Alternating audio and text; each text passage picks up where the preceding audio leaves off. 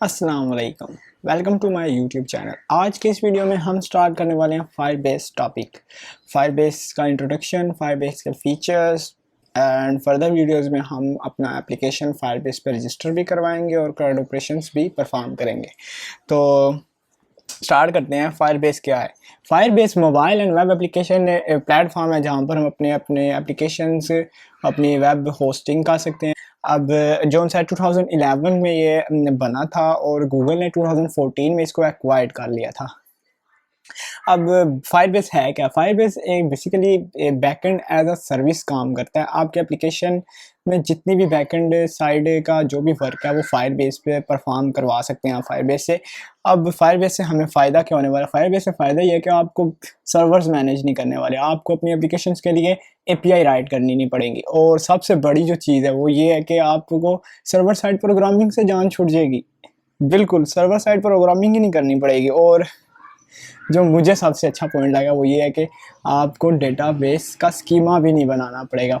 मतलब इस पे ना तो रिलेशनशिप्स होते हैं टेबल्स के, ना बल्कि टेबल्स ही नहीं होते। सबसे बड़ी बात, टेबल्स ही नहीं होते इसमें। फायरबेस पे डेटा स्कीमा भी नहीं है। एंड क्लाइंट्स का जो सा आपके सर्वर्स है उसके साथ डायरेक्टली कनेक्शन होता है। मतलब जो यूजुअली ट्रेडिशनल कह सकते हैं आप, जो है ना, आप क्लाइंट यूआई जो आपने दिया होता है फ्रंट एंड, उसकी एप्लीकेशन रिक्वेस्ट जाती है क्लाइंट की सर्वर पे, सर्वर कनेक्ट होते हैं डेटाबेस से, फिर उधर से रिक्वेस्ट का रिस्पॉन्स आता है।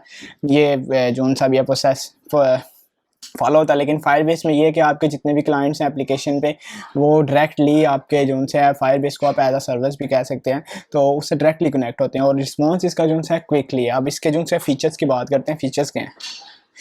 फीचर्स पहले इसका कंक्लूजन कह सकते हैं। फायरबेस को अपना सर्वर कह सकते हैं, एपीआई कह सकते हैं, डेटा स्टोरेज भी कह सकते हैं। अच्छा, फायरबेस का सबसे पहला जो सा फीचर है और सबसे बेस्ट भी है वो ऑथेंटिकेशन। ऑथेंटिकेशन क्या मतलब है? ऑथेंटिकेशन होती है आप कौन से यूज़र्स को ऑथराइज़ करना चाहते हैं कि आपके एप्लीकेशन को यूज़ कर सके। तो ऑथेंटिकेशन में हमारे पास जो से आते हैं, ईमेल पे आप ऑथेंटिकेट करवा सकते हैं, फ़ोन नंबर पे करवा सकते हैं, Google play store, game centre, Facebook, many modes. और इसमें सिर्फ आपने एक मेथड यूज़ करना है, मतलब जो उन्होंने बिल्ट इन मेथड दिए हैं उनके थ्रू आप डायरेक्टली जो उनसे ऑथेंटिकेट करवा सकते हैं यूज़र्स को। आपको मैनुअल बहुत सारी कोडिंग नहीं करनी पड़ेगी। और नेक्स्ट फीचर जो है डेटाबेस। अब ये टू टाइप्स डेटाबेस देता है आपको। एक तो है रियल टाइम डेटाबेस है, दूसरा है file store.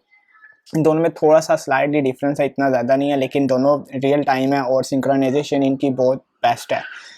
And Firebase next feature जो है स्टोरेज का है। स्टोरेज ये जैसे कि आपको पता है गूगल ने इसको एक्वायर किया हुआ है, तो गूगल ने अपने जो उनसे फीचर्स है कुछ इसमें ऐड किए हुए हैं। तो स्टोरेज में आप जिस तरह गूगल ड्राइव पे जो आपको सब कुछ मिलता है वो यहाँ पे भी मिलने वाला है। आप अपने images, videos, audios end user generated जितने भी डॉक्यूमेंट्स आप स्टोरेज वाले जो उनसे फीचर्स के थ्रू स्टोर कर सकते हैं और रिट्रीव भी कर सकते हैं। Next hosting. आप अपनी एप्लीकेशन की और वेब एप्लीकेशंस की होस्टिंग भी कर सकते हैं और यहाँ पर आपको एक डिफ़ॉल्ट डोमेन मिलती है। मतलब आपकी एक कस्टम डोमेन होती है जो आप परचेज़ करते हैं, लेकिन एक यहाँ पे आपको डिफ़ॉल्ट डोमेन मिल जाती है, उस पर आप अपनी होस्टिंग कर सकते हैं। अगर आपके पास कस्टम है तो आप कस्टम के थ्रू भी इधर वर्क कर सकते हैं। नेक्स्ट है मशीन लर्निंग। आप इसमें कम्प्लेक्स यानी कॉमन प्रॉब्लम्स भी सॉल्व कर सकते हैं। फिर इसका वो है क्रैश एनालिस्ट। मतलब आपके ऐप के जो से भी क्रैश एनालिस्ट हैं वो भी आपको फायरबेस से प्रोवाइड करता है। इसके अलावा और भी बहुत से हैं, लेकिन मैंने यहाँ पे सिर्फ बहुत सी कॉमन से लिए हैं। तो अब हम चलते हैं एक बार फायरबेस की वेबसाइट पे, तो उसके देखते हैं। आपने सिंपली किसी भी ब्राउज़र पे जाके फायरबेस ओपन करना है।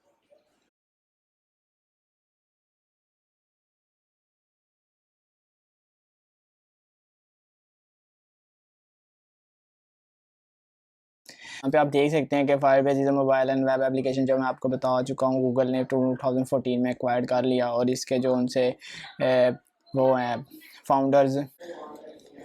फायरबेस को ओपन कर लिया आपने। अगर तो आपने पहले विज़िट किया हुआ है, आपका लॉगिन होगा तो आपको ऐसा इंटरफेस मिलेगा। नहीं है तो आपने सिर्फ किसी भी गूगल अकाउंट से आपने इसको कनेक्ट कर लेना है अपने फायरबेस को। फिर आपने गेट स्टार्ट पे जाना है।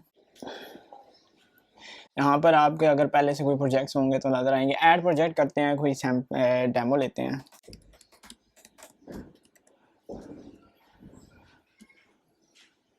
यहाँ पे हम अपना फायरबेस प्रोजेक्ट क्रिएट करें फायरबेस पे, जो भी आपकी कंट्री है या अकाउंट आपका जो भी डिफ़ॉल्ट अकाउंट मेरा क्योंकि पहले से पड़ा हुआ है।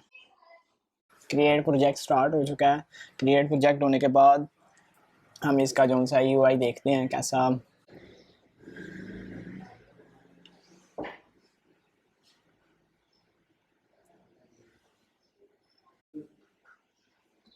तो जो मैंने आपसे पहले से ऑथेंटिकेशन, डेटाबेस, स्टोरेज, होस्टिंग जो आपको फीचर्स बता दिए हैं वो सब इधर ही हैं, आप देखते हैं।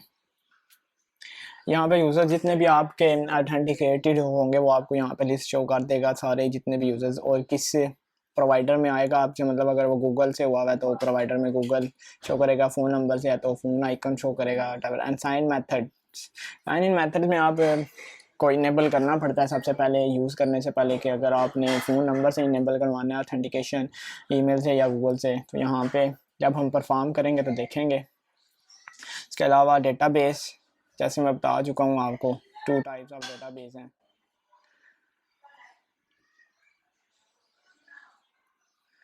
फायर क्लाउड स्टोर है और रियल टाइम डेटाबेस है, फिर मैनी मोर फंक्शंस हैं इसके।